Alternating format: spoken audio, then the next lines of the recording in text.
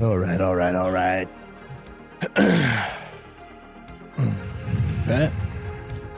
Senor Nicholas. Nicholas. Sir Nicholas. Saint Nicholas. Saint Nicholas. Saint Patrick. Mm-hmm. Well, it's been a minute. It's been like a month. It has. It feels weird. Did it feel weird for you to not have, or were you just so busy you didn't really notice the lapse in, like, commitment on Mondays? Both, and it's one of those weird time warpy things where when you think about it, like, man, it's been a long time. But at the same time, it went by fast where my schedule was up by 6:30, hit it hard all day long, head on the pillow 1 o'clock, 1:30 a.m. every night for 14 days. So just a... How about you talk about that, bro? How about you just like break down to the kin right now why we haven't had a Mick and Pat show for the last couple of weeks while we've been dropping our series. Yeah, so we hopefully you've been enjoying the fatherhood podcast, Father of Origin. I've gotten a lot of positive feedback from it. Right on. I don't know about you, but I've heard a lot of good positive feedback. I've gotten good stuff too, because I think that when we... Obviously, I think the whole world needs to hear what we have to say when we sit down here, just the two of us, and do the Mick and Pat show. But when we also take the time to intentionally plan out a series, invite guests on, and talk about an important topic, I think that we are not only just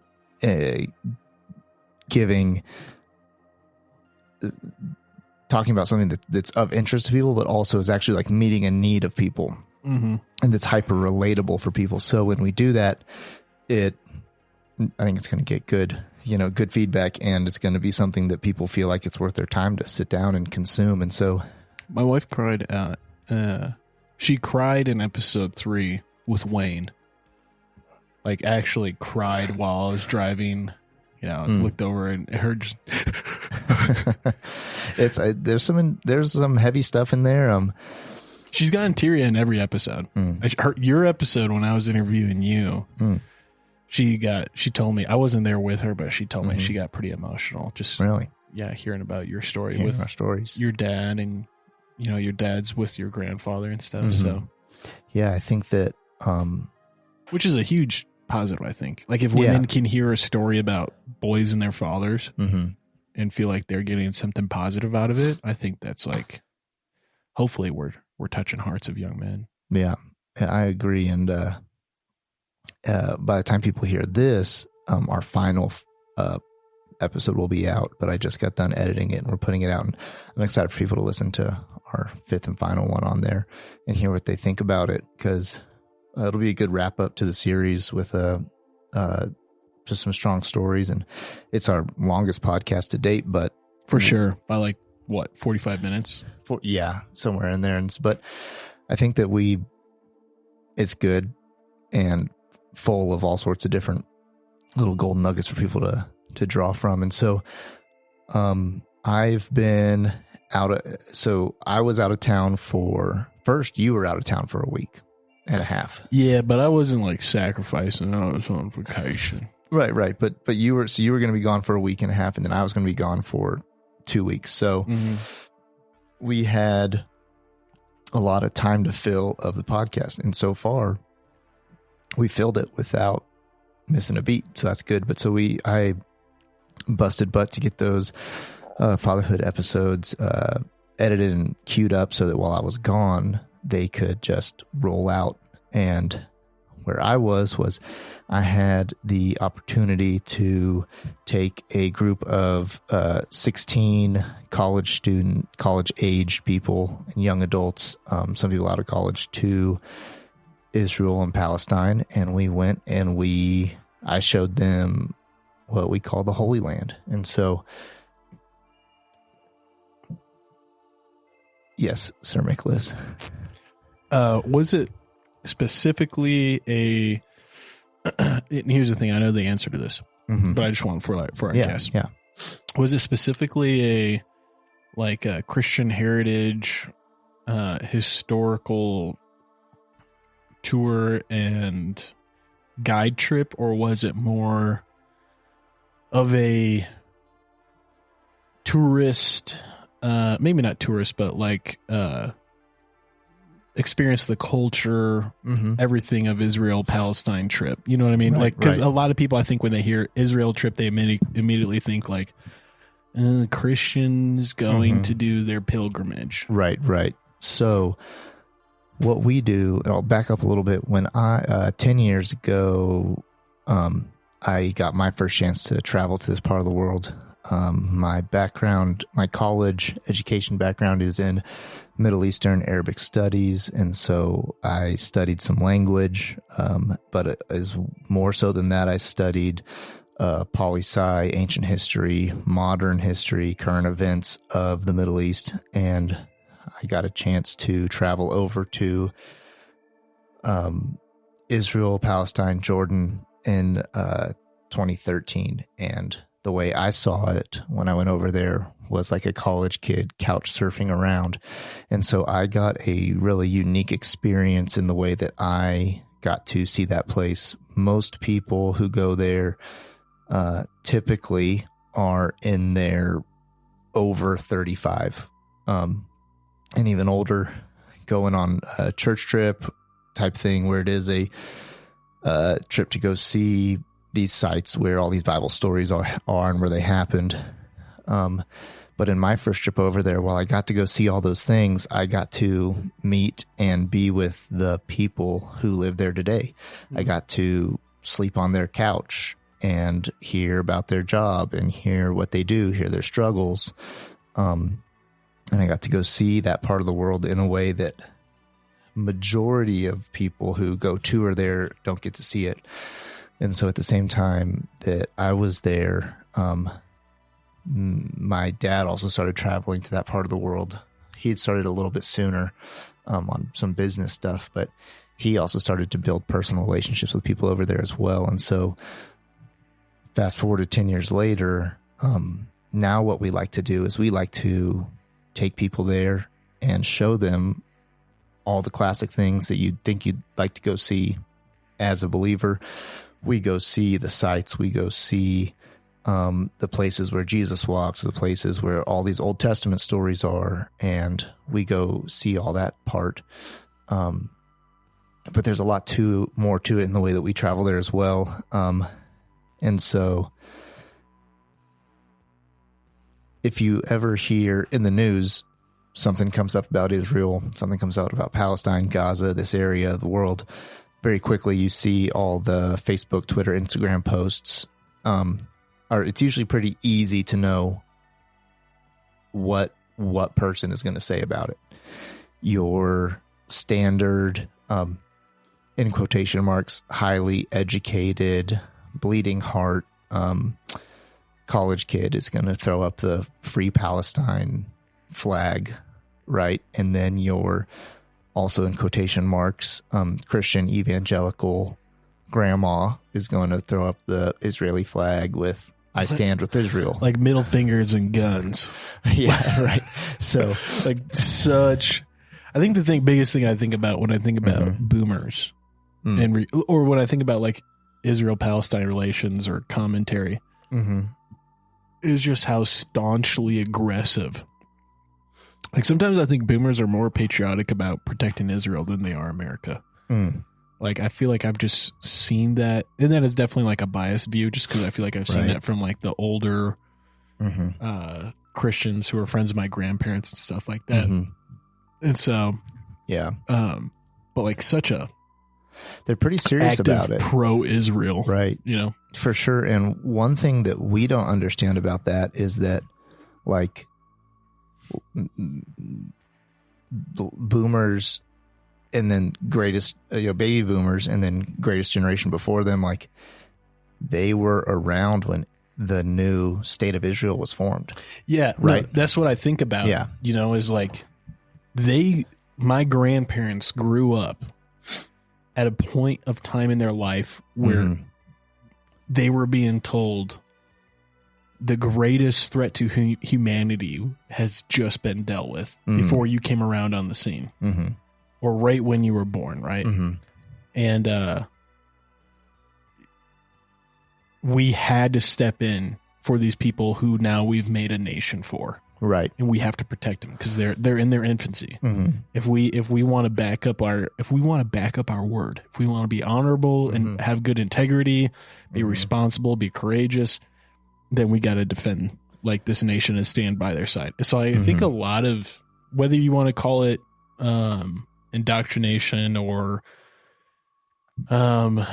propaganda, or if you just want to call it like red-blooded patriotism for what people sacrifice their lives over to help install. Right.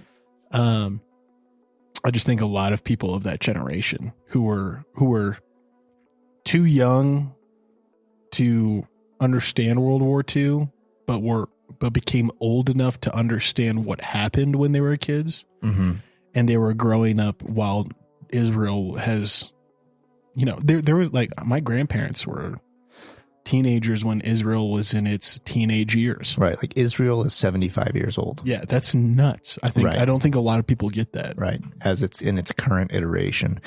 And so, yeah, there's this, for Americans, American Christians, we tie that in a very specific way to two things. On an ancient front, as lots of Christians tie it to just Father Abraham had many sons had Father Abraham, and God promised him a promised land. And so there's that piece. And there's truth in that piece, undoubtedly, but also that's our kind of the end of our understanding of it in a lot of cases of our classic Sunday school upbringing. And then the secondary piece would be that we very strongly tie it to World War II, Holocaust, and the Jewish people getting getting another chance at, reviving their people, their nation, and in the place where it was, where it kind of quote unquote began. And so that is where a lot of those people stand, right? And they're not entirely wrong about it. Like there is, there's biblical truths around Israel and promised land and a place for the Jewish people. And then there's also the reality of this place has been warred over and occupied over for years and years and years, back and forth in a lot of complex ways. And it's just in its newest iteration of what some might call an occupation and what some might call a homecoming. And there's truth to both those things. Even during Christ's time, it was occupied. It was occupied by Rome. Rome had control of it, right? Smoke break. Smoke break. Hey, Ken, it's Mick, and I've got something important to talk about. We all hope we never find ourselves in a self-defense situation, but life's unpredictable. Enter the National Self-Protection Plan from Attorneys on Retainer, an actual credible law firm you can put on retainer for your self-defense needs. For just $35 a month, you get national coverage in all 50 states for criminal and civil legal representation in self-defense situations, complete with a 24/7, 365 toll-free emergency line. That's real legal support when you need it most. What's in the package? Bail bonds, scene cleanup, firearm replacement, even mental health counseling. Plus, 0 fees for a laundry list of defense-related costs like expert witnesses. So support the show and get yourself some peace of mind. Click the link in our show notes or visit our sponsors page to sign up for the National Self-Protection Plan from Attorneys on Retainer. Hey folks, Pat here. If you're like Mick and I, you're a fan of classic tales like Lonesome Dove, Blood Meridian, The Three-Body Problem, and Steinbeck's East of Eden. With Audible, you can dive into these epic stories anytime, anywhere. Sign up for a free month, and your first audiobook is on the house. To start your free trial and support our show, click the link in the show notes or swing by the sponsors page on our website. Want an awesome website for your podcast? Check out Podpage. We use it for the Mick Pat show, and it's a game changer. Set it up in minutes, no coding needed. Support the show by using our link to get started. Your podcast deserves a home as great as ours. Podpage, the one-stop solution.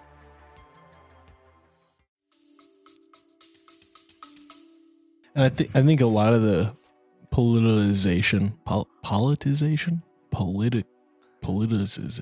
Is that a word even? Politicalization. Sure. Yeah, whatever. I think a lot of that surrounds the dichotomy of perspectives regarding Israel being an abuser versus Israel defending itself. Because I think I've heard very compelling arguments that Israel has abused their kind of get out of jail free card by being so protected by the U.S. But I've also have seen and witnessed and watched and listened to thousands of hours. Well, I'll say hundreds of hours. I don't want to exaggerate. Hundreds of hours of Israel being abused. Right. You know what I mean? And like defending itself and taking actions that like I can't disagree with because I'm like, you were targeted simply because you're a nation of Jews. I'm not Jewish, but damn, if you're just targeted for being a nation of XYZ or whatever, you have a right, I think, to take drastic measures to defend yourself. Right. More drastic than I think a lot of other nations experience. Because like I can't think of another nation that is like pretty much characterized globally as a nation of a specific demographic. Right. You know what I mean? Yeah. And like Israel, even though I get there's Muslims and Christians and atheists, I'm sure there's a lot of atheists in Israel, right? I've seen a lot of interviews on the ground in Israel, non-believers and such. Israel is still predominantly viewed as a Jewish nation. Right. And you can be an atheist and be a Jew. You know, yeah, you can be an atheist, you can be a Muslim and a Jew, like genealogically, right? You know, racially. There's so that's where they have maintained this bloodline nationalism, whatever word you want to put to it, for a long time, and which is incredibly unique to the history of mankind. And I think in a lot of ways, as far as there are other groups out there that have maintained these things for a long time, but not a group that has been displaced over and over again and come back together throughout a 6,000-year history of times. Like there's a lot to be said for how special that is. So with this part of the world, it is incredibly complex. It is incredibly delicate in some ways, and at the same time incredibly resilient. And so you have what I was saying before about you can kind of, in America, you know, you could just classify who's going to say what on their Instagram post pretty easily. Majority of those people haven't done any of the work to understand the problem. On both sides, they've just hitched their wagon to the thing they're doing. And I feel like I've met maybe 3 people in my life, you being one of them, who have had you being one of them, and then the pastor of our church being another one of them, who have had a robust perspective. And because here's the deal, I've traveled there not many times compared to a lot of people, but I've traveled there more than most. And so, what was this? 4th, 5th time? This was my somewhere in there 6th or 7th time. Jeez. And each time I've been there, I've spent around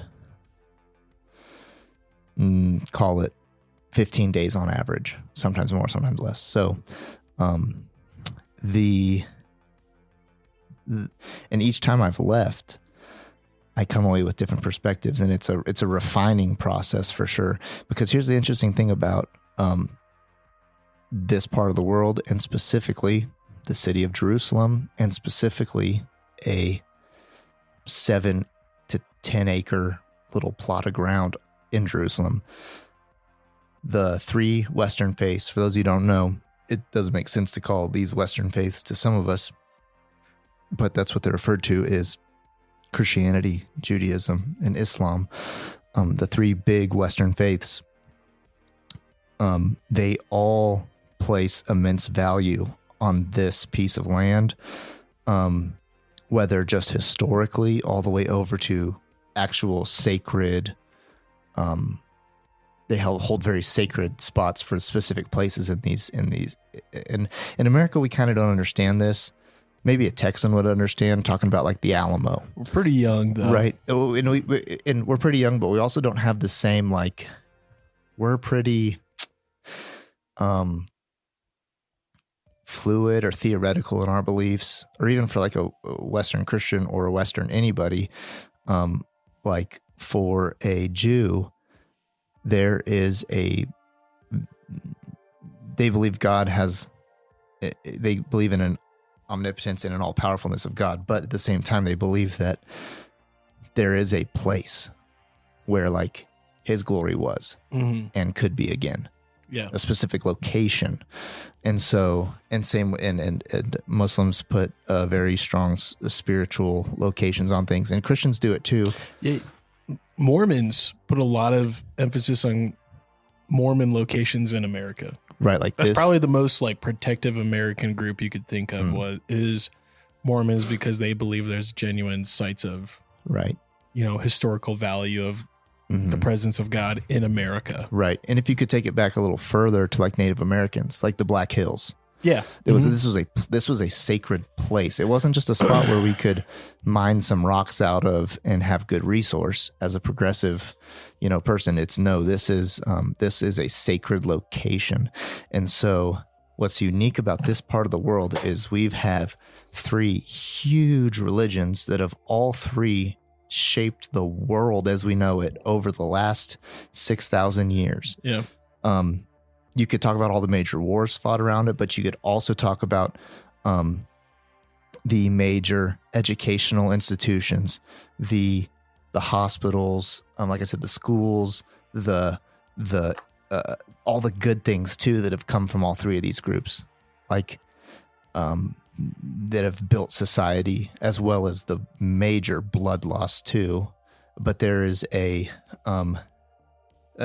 it goes without saying that these three religions have shaped the world as we know it. And so to boil all of that down to a 10-acre plot of land being a very important place to all of them, I talk about it this way. It's like, it's just thick there. It's like if you could take a giant pot of soup and you render it down. Think about like old Italian grandma lady who makes her like pasta soup, and it takes like 4 days to make it, right? Like you've got to render it down and get all this stuff comes out of it, and by the time the stuff that's sitting at the bottom is just intense and thick and full. Just wait till you get to bear season 2, bro. Yeah. And so so that roux, or if you're in Louisiana, if we got any Cajun listeners, that roux that you got to stir for 30 minutes and without stopping and render down into this intense, thick, flavorful thing. That's how I see the Holy Land. And so this place is, so many things have hinged on it. So many events have occurred there that are, whether you have a person of faith or not, so many events have occurred there, much less if you are a person of faith. Huge major events have occurred there. And so to go walk in this place is very special, very incredible. But then as a believer in Christ, what's interesting about this place is that it's no different as far as your relationship with God goes to the rest of the world. And I mean, depending on what you believe. I was about to say, so depending on, there's some Orthodox Christianity that puts very heavy things on specific locations and specific rocks and things too. But generally speaking, at the moment, Christ said it's finished, the curtain was torn. If you believe that the Holy Spirit came and is dwelling within us, dwelling within you, then at that moment, all these rocks kind of lost a little bit of their power. So I say that because lots of people hear about my travels over there and my experiences over there and my chance to get to be in this place. And I think they see it in a way that's like I've gotten to go on a pilgrimage to a holy site. And I call it the Holy Land. But I don't believe that this spot is any more holy than the ground under someone's feet who walks with Christ. Right. So, and there's honestly a lifetime of learning to break down some of the things I'll say and some of these concepts and some of these parts. So understand that I'm giving you I'm about to hand out like a platter full of things that you kind of have to start to learn how to digest. Right. But when we travel there, we really focus on being people who we're not pro-Israel. We're not pro-Palestine. We're pro-people. And we're pro-believers in Christ. Because I don't think Jesus would treat the Palestinians any different than he would treat Jews, you know? Right. Exactly. And so just because you have the name Israel on the map doesn't mean the people who are governing you are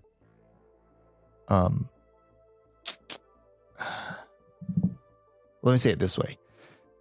The name of God has been abused throughout all of time by man and their institutions and specifically in their governments. So there are genuine people seeking God.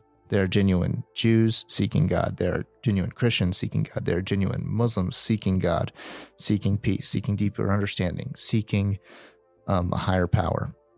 And there are also people who are Jews who use the name of God as a tool to move themselves forward. There are Christians who use the name of God as a tool to move themselves forward. There are Muslims who use God as a tool to move themselves forward in their position and their power. And so we have to be discerning as we navigate our lives, generally speaking, as well as if we navigate into this place called the Holy Land. You have to be a discerning individual who seeks out God's heart. And one thing I really love about this place too is that, Western Christians' understanding of who God is can also really get kind of tilled up. I call this place the tilling field because lots of people think they'll go on this quote unquote pilgrimage and come back having all these experiences and all these things and awakenings, and they will be, leveled up Christians. They will have evolved to the next part of their faith. But honestly, if you engage it properly on your first time there, yes, I hope you'll have encounters with Christ throughout, just like you can have them on your back deck drinking coffee.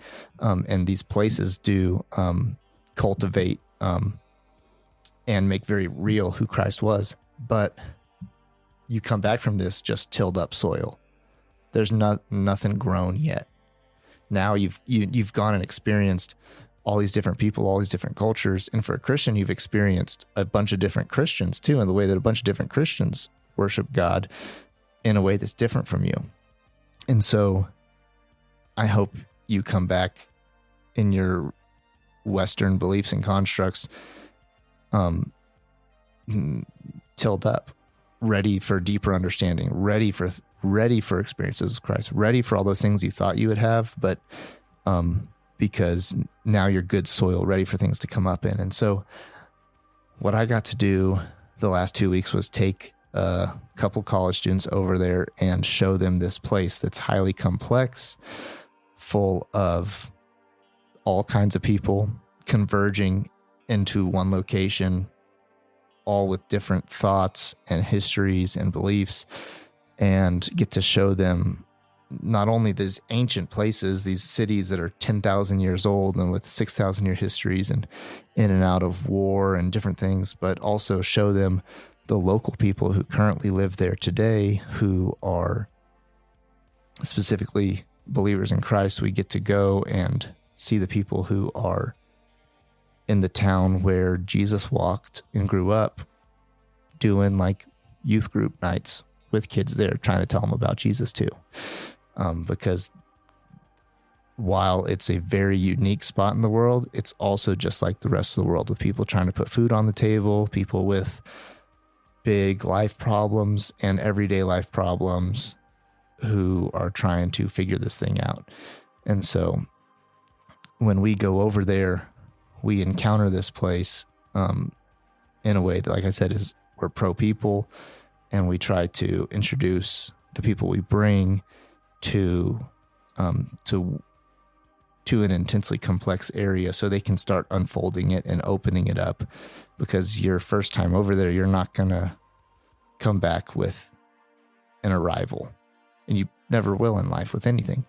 Maybe reach an arrival, but that's what we do when we go on these tours. So, it was an awesome time. It was a fun time. And it's funny because I feel responsible when I take these kids over there to like deliver kind of all the things I just said I expect you to not encounter. Like, I want to deliver intense encounters with Christ and these things, but also, like I was saying, when I just hold out a platter of things for you to try from, that's really what it is. I just hold it out there for you to experience, and you have to take what you can digest and maybe come back around again another time to encounter it with a more developed palate, you know? Yeah. Sounds awesome, man. It sounds like I feel like, raw and transparent experience. I can imagine that it's a very honest demonstration of the culture. What are like some of the things that you usually try to expose people to? Like when you're bringing them over there, like, you know, are you taking them to like the heritage sites, or are you trying to expose them more to like the current, I mean, you mentioned just like everyday life over there, and I kind of wonder like what is the method for not dictating, but the method for helping them understand like what is happening there, and what is the current, like, I don't know, I don't want to say political, but the current events or the current culture that is Israel. Yeah. So we try to give an experience that is all encapsulating in a lot of ways with all these things. So like, as an example, we do go to the heritage sites. We go see the Sea of Galilee, where Jesus walked on the water, where he did his ministry. We go see these places where we go see, you know, the old city of Jerusalem, where, you know, where he was crucified, where he did miracles, where he went to the temple, where all your Bible stories, you know, and things. We go to those places and we talk about them while we're there, and we see them. But while we're there, also, like,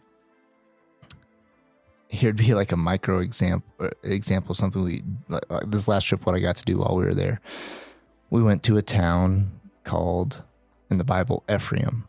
Modern day, it's called Taibe. And in that little tiny town, there is Christian families there, and it's in Palestine. Ephraim in the Bible is where, Old Testament wise, Gideon, where it talks about him looking out over the Jordan and seeing the enemy's campfires and him realizing how screwed he was if he didn't have God with him, because there was 30,000 men on the other side. Modern day, you can look across there and see the lights of Amman, Jordan, and this vibrant city over there. When Jesus went to Ephraim, that's when he went to Ephraim before he was crucified. He fled Jerusalem, and he went up there and he rested and sought refuge for 3 days before he came out of the wilderness to do his final work on the cross. And so some major stories happen in this tiny town. For modern day aspect, there are people living there who are Christians who aren't allowed to travel because they're Palestinians without proper permits, without proper permits and things. They can't conduct business freely. They can't leave the country easily. They get stopped at checkpoints. They could get harassed and these things, right? And so, so those people are there in this town where crazy things have happened over time. They're dealing with modern political issues, and the one family there has started a brewery. And so we had a worship night in their brew pub. So like to bring in, so on a hill where a guy from the Old Testament stood and trusted the Lord, where Jesus went into the wilderness and sought refuge before he went back down for his final days on earth as a man. And then when those things at the same time as in the same place where those things happened, we got to do a worship night with college students where a local kid who loves to play music and do worship songs, he came and played his guitar, and we stood around and sang worship songs in a brew pub in Palestine. So that's just an example of how we try to tie together the whole thing. In the same way too, because it's very easy to be just fully sympathetic around Palestinians' plight and oppression.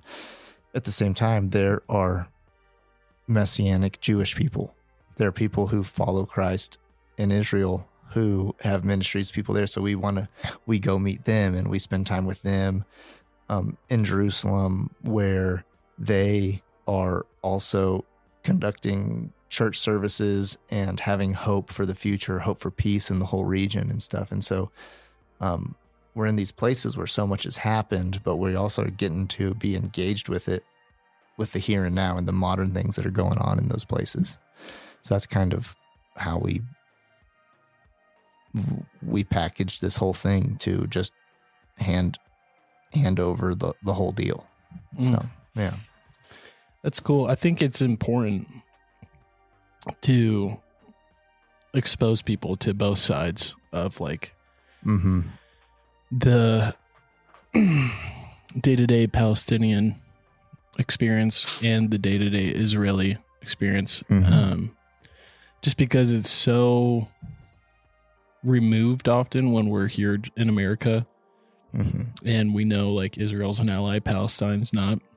And there's so much political turmoil over or political narrative over like what you should be for and what you should not be for. And to pull the veil back and show like, oh man, like people in Palestine are people, I think is incredibly valuable. People in Palestine are having just as sincere worship as the people in Israel, as the people in America. If not, maybe even more so. Like I remember that like when I was in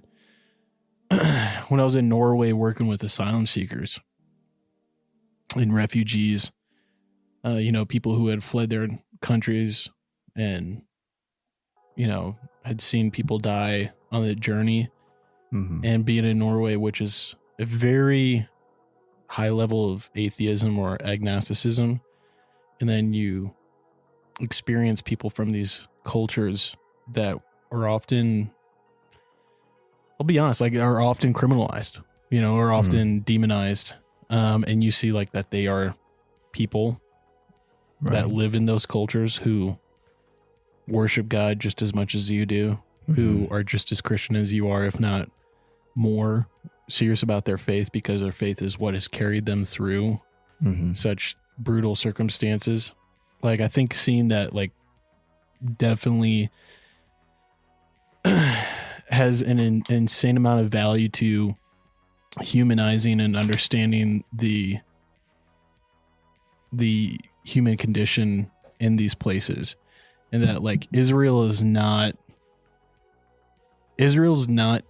right just because it's Israel. Palestinian's not wrong because it's Palestine. It's way more complex than that. Right. And unfortunately, all these politics have divided things up into compartmentalization of who's right, who's wrong. And there's a lot of innocent people, Christian, Muslim, Jew, who get lumped in. Right. Because I'll be honest, man, I've had experiences with native people from Israel who were very much in the mindset that they were right because they were just from Israel, or because of that like cultural background of ancestry in Israel. And a lot of people who, I don't think I've ever met anyone from Palestine, but like other parts of like the world that are pretty demonized, that are usually like, well, these people are less than or wrong, right? Because they're from these wicked countries. And when you realize like this is a man, woman, child who cries out in their heart for God, it changes the perspective a lot of being so black and white to being way more gray. Right. Like there's a lot of people here who are normal people that are essentially getting labeled, and the label is pretty detrimental, I think, to a lot of progression in the way we treat one another. And I think that's like something I've always heard. And I've heard about, other trips you've done to Israel, and the pastor of our church has gone with you. And I know he speaks very highly of the experience. And he speaks very highly of his experience encountering people in Palestine. And all that, I think, has really, as someone who hasn't gone, I feel like what you have done and like these trips you've done have really provided a lot of perspective and challenge to this label of good and bad, right and wrong, black and white.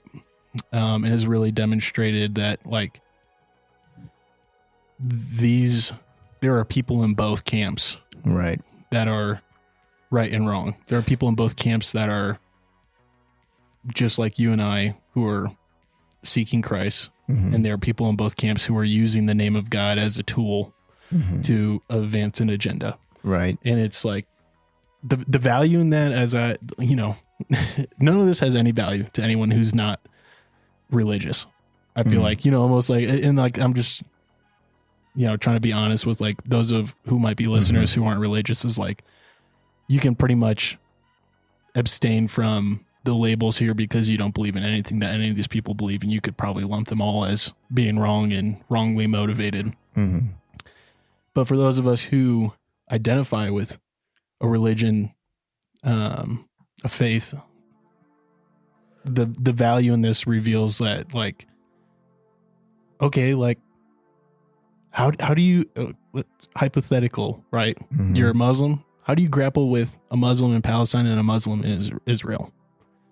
Which one's right? Which one's wrong?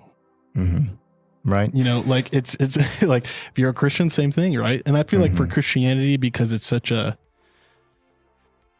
real Christianity, not politicized Christianity, but real Christianity is very much like, I feel like, honest about like, it doesn't matter what nation you call from. It doesn't matter you're American or Norwegian and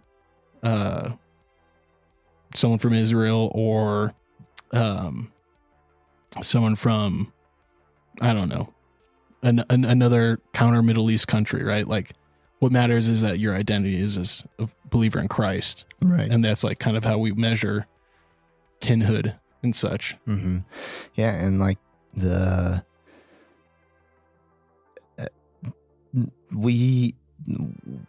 I'm always tempted to pretty heavily like stand up the Palestinian people when I'm there, because they don't have a lot of people stand for them. That's true, but at the same time, like if you think about the demographic that we do travel with over there, lots of times too, is like I take lots of evangelical Christians over there, right? And so, regardless of their age, lots of people I take over there, their understanding of the area is Father Abraham had many sons. This place was promised to these people.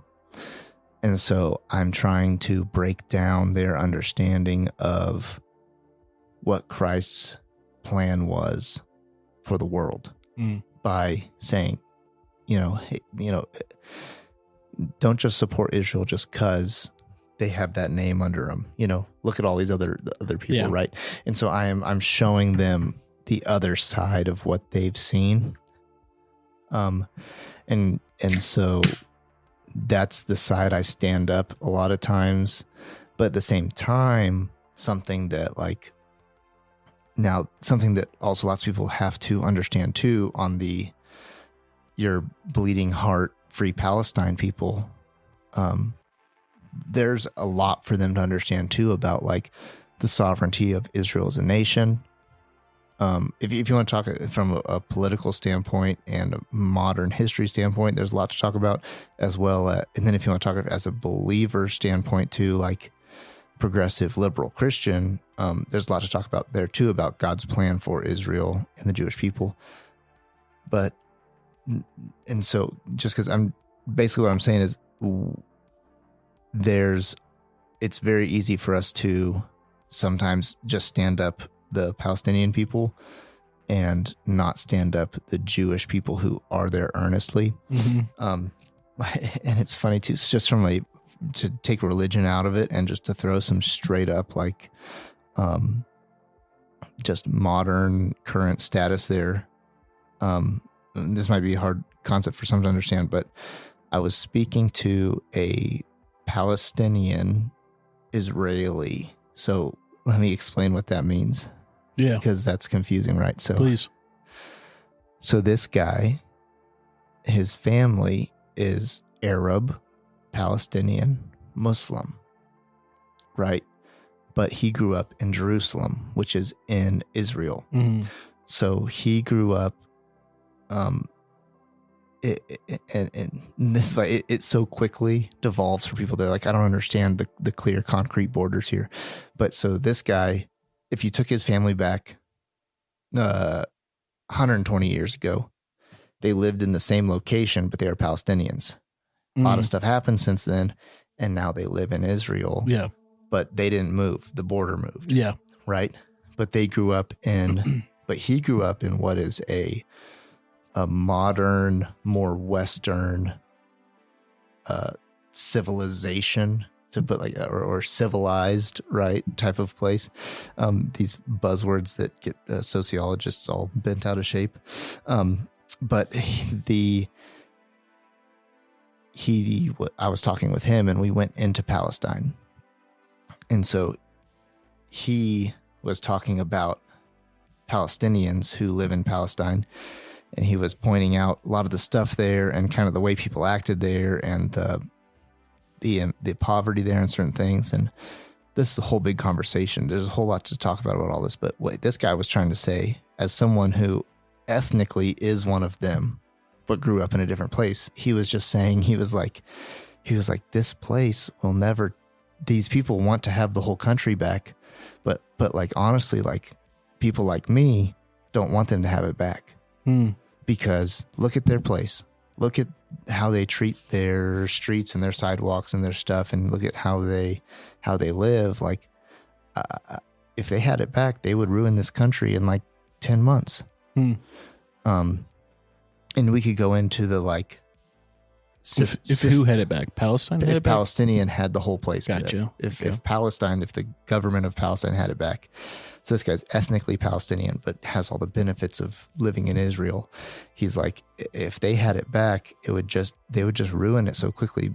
And there's things to be said about people who've lived in systematic oppression, systematic poverty, all this stuff. There's a lot of stuff there. But just to not let Palestine off the hook completely, because there are, from Israelis' perspective, they're going like, we're not the ones who are like every year after Ramadan shooting rockets over into just randomly at places. Now there are Israeli kill squads and kidnap squads who could take people too. So there's it's funny, there's this, you have to be a gray person to span this whole thing and to just come into this with an completely open mind of what's going on here. But there are, from an Israeli perspective, they're like, we have to the way we've set this country up is really awesome and really prosperous. Greatest medical devices in history are coming out of this place. Greatest scientific inventions coming out of this place. Some insane shit.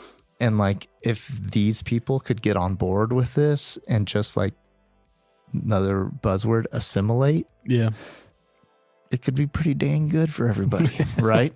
So they're kind of like, can you get with the program here? Yeah. You know? I get what you're saying. And so there's this like, that's how even a guy who is ethnically Palestinian speaks about Palestine. And so there's just so much to unpack in this area. And there's just lots of individuals, like I said, trying to put food on the table on both sides of it, and lots of individuals on both sides trying to make peace in the area. And it's just a very complex place. And so something I also say to like your bleeding heart liberal in America, who's like, has the free Palestine stuff, I'm just like, listen, if you want to post that stuff on Facebook, like, and act like you're all in, like, why haven't you given up your cushy home to a Native American family? Because it is kind of the same. It's the same thing. Yeah. Just a couple of years apart. Yeah. A few short years apart. And then there's a whole nother big concept or conversation here around like imperialism and conquering. And basically that used to be the way the world worked. And now it's out of vogue. Yeah. So like, and so these are, every topic I've brought up is like a 2-semester long college course to like unpack. And I personally live in this like world of ambiguity and grayness because I know absolutisms. Some people would call that just a spineless person, or some people might call it a wise person. I don't know. But so I try to give both these messages to both sides, like the person who posts the, I stand with Israel thing. I want to show them the Palestinian Christian who's taking kids with special needs to a summer camp and telling them about Jesus. Mm-hmm. And for the bleeding heart liberal American who says free Palestine, I also want to show them like, look at this nation that's been built, or look at these people who are working towards peace, and look at these the prosperity that they could have. Mm-hmm. And do you pull the log out of your own eye around like our own social justice? Like, have you ever even been to a reservation here, like before you cast stones in this direction to understand the complexities of the human condition? And so it's, I try to pack all of that into a 14-day trip, or really a 10-day trip in country. And just, I kind of hand everybody like if you've ever been fishing and the line just is so tangled up, it's just screwed and you really have to cut it. Basically, that's what I hand to people. I'm like, here you go. Here's what you've now like uncovered for yourself. And it's not a line you can cut. You have to untangle it. Yeah. Like, here's what you get to have now. I do have a couple things I want to ask, just primarily to try to help American audiences get a perspective of relevance to the greater world. And a lot of this is backed by a lot of these questions come from my own experience in other countries, particularly in Europe. But like I, grew up my whole life in America and going to Mexico and Canada. And then I went to Europe, right, on mission trips. And, I genuinely, with every ounce of my being, believe that a lot of the stuff that we make important in America, such as like rights for LGBTQ community, racism, women's rights, equal rights in the workplace for everyone. I genuinely believe a lot of those are amplified to an insane amount when an American goes and talks to someone who's very comfortable in their culture. And particularly, like, I think about like when I was in Norway and how many Norwegians at the time, when I was in Norway, Trump had just come into office, and the amount of Americans who, sorry, not the amount of Americans, the amount of Europeans who thought like, because Trump was in office, America was far more racist, far more bigoted, far more isolationist, anti-immigration, anti-LGBTQ, all of these ideas about what America was. And then I would be there with them in Europe, and I would see that like they were comfortable in Europe, Norwegians comfortable being Norwegians in Norway. Oh my gosh, dude, the racism.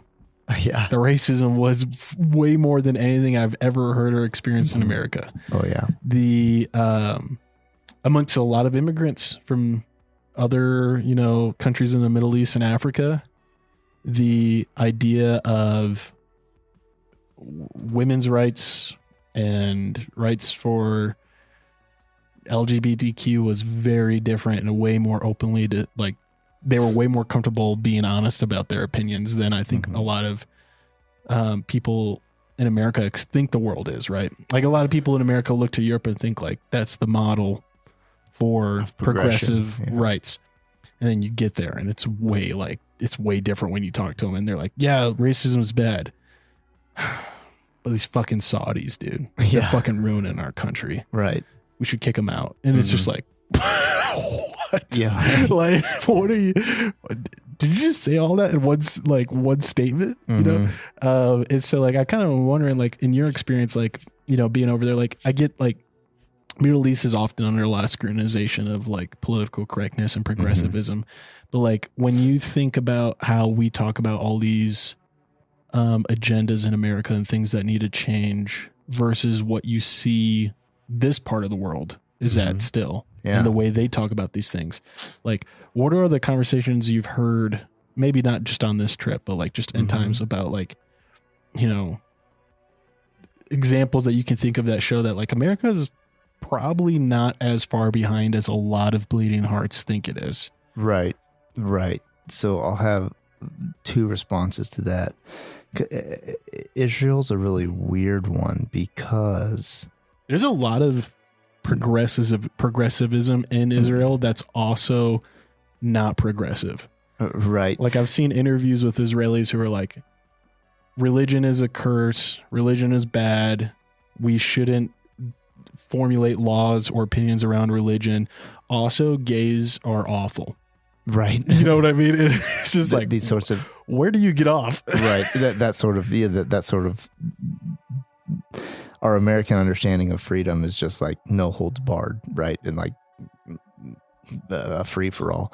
And so that's the funny thing about this part of the world, specifically Israel, is I was in one part of Israel. So yeah, I'll tell you this. I walked to one part. So on foot, I went to one part where we went to a nightclub area with homosexuals freely expressing their love for one another. Right. with youths dancing, dancing? Yeah, dancing in a very, sexually aggressive state to rowdy, dirty dance music, right?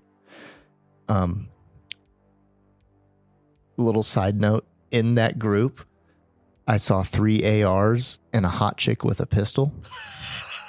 All right. So let me tear down all your constructs here, right?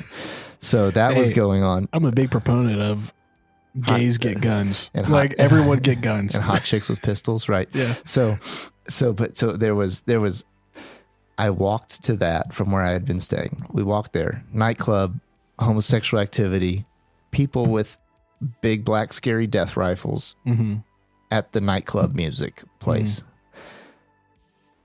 In a 20-minute walk, I could also be at a spot where women had to have their heads covered, both Jews and Muslims and Christians, where religious freedom is only good for your group, where the nightclub people don't want anything to do with religion, where also in the other spot where this little patch of ground has been fought over for, depending on how you look at it, 2,000 to 3,000 to 4,000 years for religious and resource purposes. So you have, Americans don't even have a paradigm for that. Right? Yeah. And so there's I can't think of a single place in America where we have a piece of turf we've fought over for the last 30 years. Right. You know what I mean? Like, right.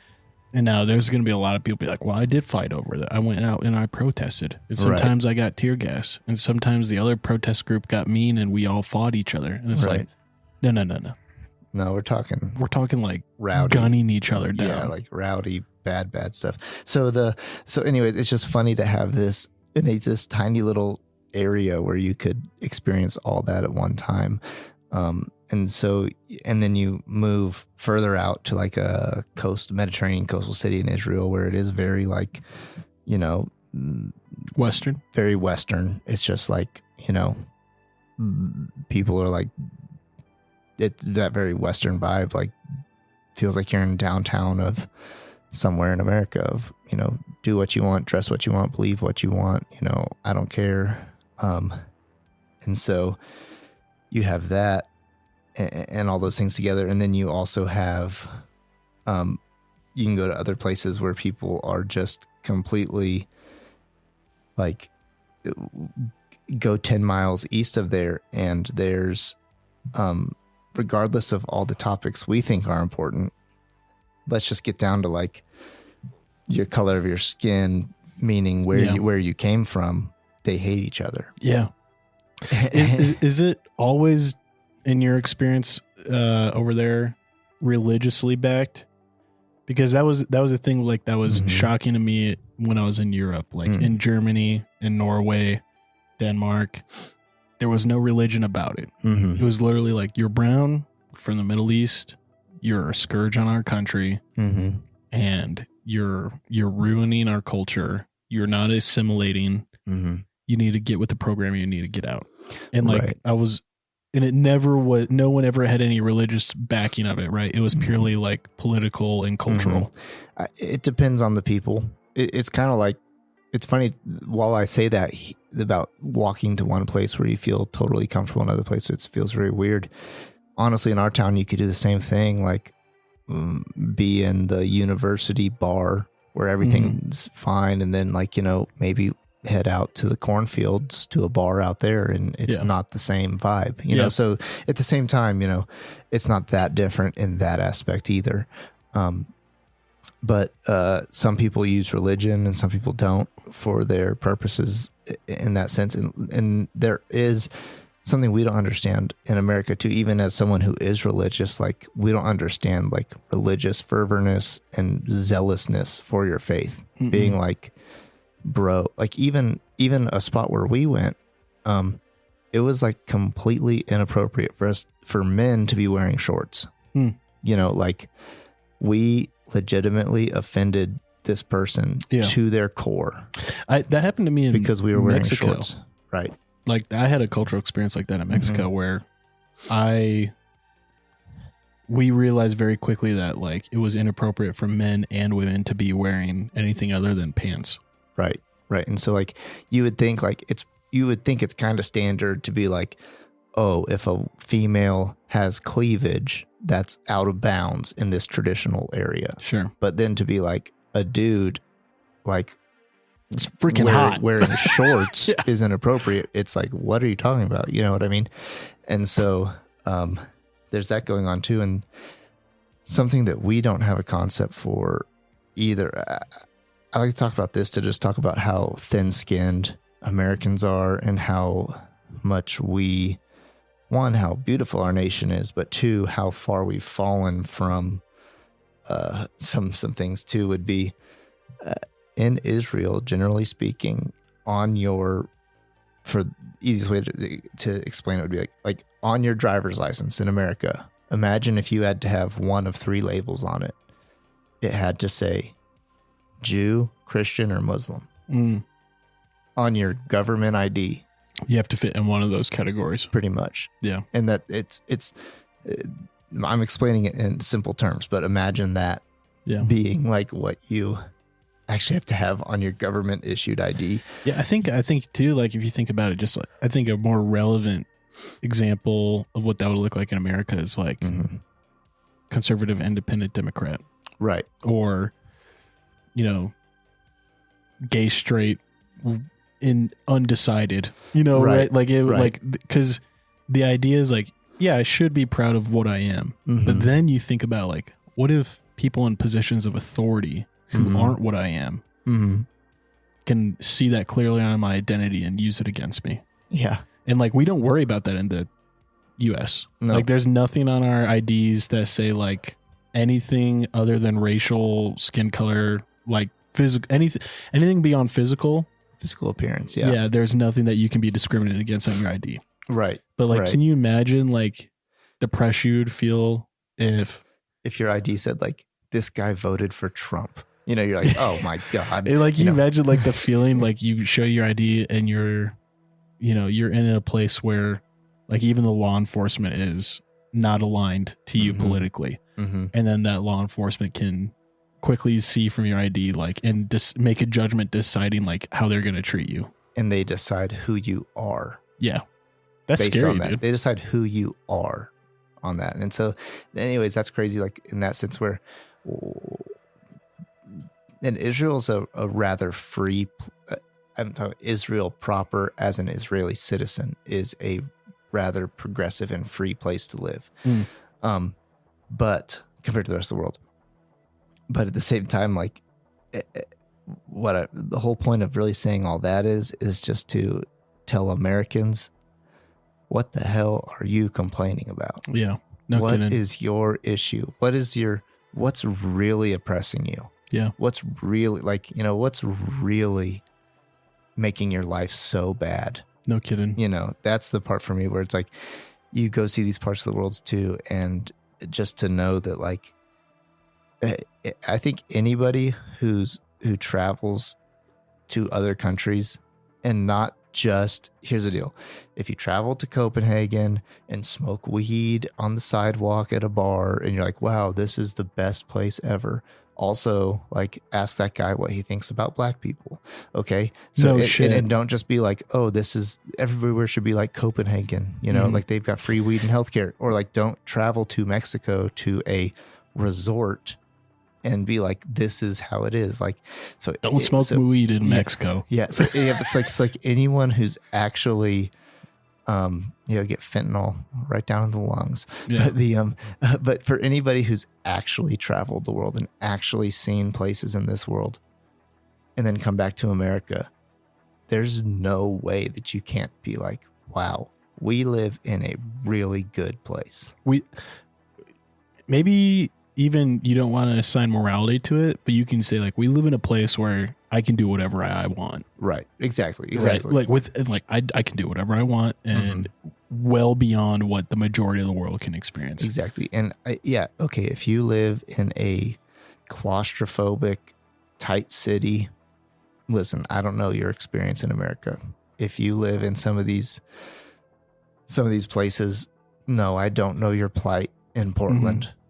I don't know. I'm sorry that I don't know that whatever, that you can't afford another tattoo or something on a food stamp. Like, I'm sorry, Portlanders. But like, honestly, I don't know the plight of people who live in the ghettos in certain places of America. But at the same time, like the country as a whole, I just always go like, listen, you don't understand what you have. Yeah. And so that's also a piece of what I get to expose to people who come over there with me. Mm-hmm. So yeah, and in that it is like kind of I think like just being transparent too, like it is a little bit of it is a privilege to be able to go abroad and realize how good you have it. Right. Like there's, I think a lot of Americans that I know that have not, they've never left America. Right. Because they've never been able to afford to do so. Right. I didn't, in my own privilegedness, I knew a kid. I'm not calling it white privilegedness either, because this kid I knew was white too, but I've had a privileged life, and I could acknowledge that. I met a kid in my high school who, on his senior trip, he went on a senior trip, like a road trip to California, and he cried at the ocean. Yeah. He'd never seen the ocean in his whole life. Mm-hmm. I've seen the ocean my whole life, and I've never lived near it. Yeah. Like, here's another micro example. I smelt a pineapple yesterday, and that olfactory sense shot me right to my time on the beach in Hawaii. Oh. And I was like, man, I've lived a pretty fortunate existence. Got a good life so far. That when I smell a fresh pineapple, it shoots me to my time in Hawaii. Yeah. That's pretty awesome. Yeah. And so there is that piece too, where, there is the fact of like, in order to know how fortunate you are, you have to be really fortunate. So that's a good point, Yeah.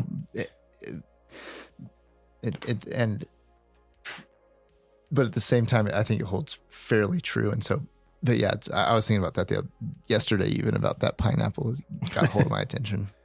That's funny. Well, man, I don't really actually want to really soil this with anything else. Really, I don't want to change topics or anything like that, because I think this is really great and insightful. And, I definitely feel like I'm walking away with a better understanding of just kind of like what you're able to do, and, the experience you're being able to provide others. And I hope other people are kind of reflecting on perhaps what they can do to really expose themselves to like uncomfortable reality of like, it's so easy to be only thinking of the reality that we perceive here in America and make a judgment about the whole world in America, in our current society, and wherever we live, whatever state, whatever town. And I just hope that people hear this and they realize like there is a lot they can do to expose themselves to things that will radically shake up that perception and like expose them to things that will really make them reevaluate perhaps what the priorities are and what they should be fighting for and marching in streets for in America, right? Because like, don't get me wrong, like I think if anything, and like we've made a good amount of jokes about the whole Bud Light thing, but I think if anything, like seeing videos about like going to different like videos about people at country concerts and the way people talk about like transgender people at those places, I'm like, yeah, there's definitely still quite a bit of like hate and bigotry and bias against people in America. Like that is still a thing, and like, I know friends who are people of color who definitely have had negative experiences in certain places in the U.S. Mm-hmm. And like, I understand that exist. I also understand that, and like some people are going to hate this, it's way less than many other places in the world. Mm-hmm. It's way less than many other countries we compare ourselves to and want to make America turn into. Mm-hmm. And I think like a lot of people need to be exposed to that. Like a lot of people don't understand that when you go to Germany, you talk about black people, Germany is going to think, oh yeah, black Germans. Mm. You mention the word Africans and it's a whole different conversation, right? And like it really demonstrates like hate and bigotry, racism.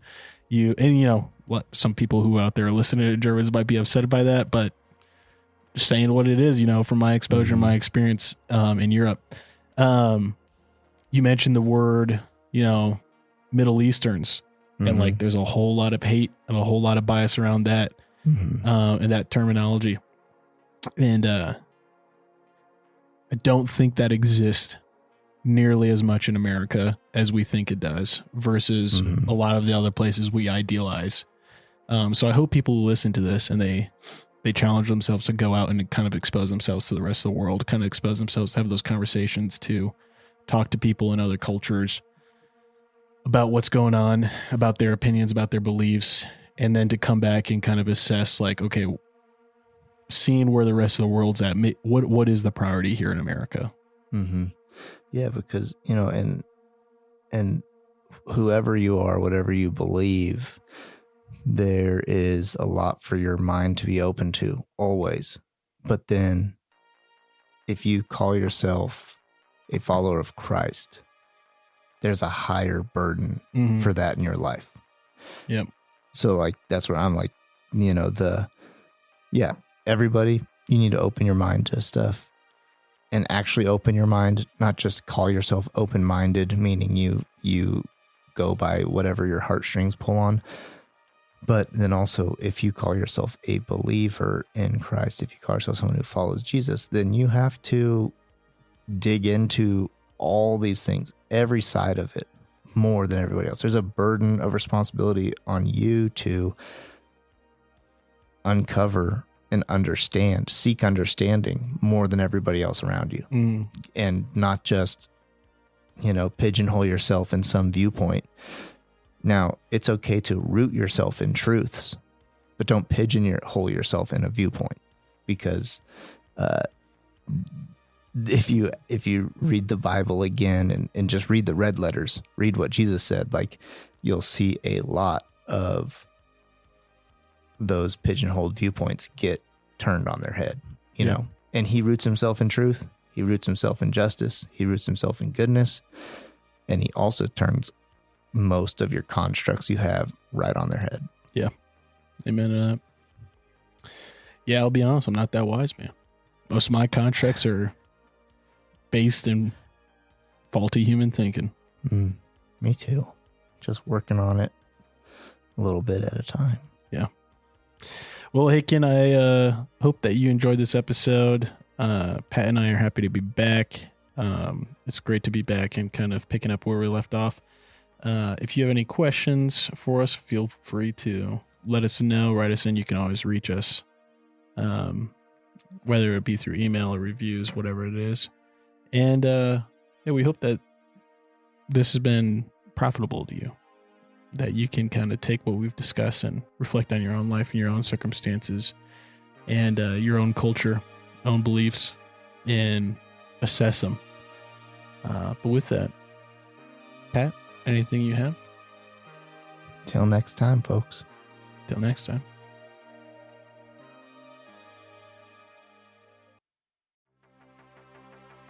Thanks for tuning in. If you love this episode, drop us a review. If you have qualms or comments, leave us a voicemail on our website. While you're there, check out our latest news, merch, and deals from our sponsors. Till next time, Ken.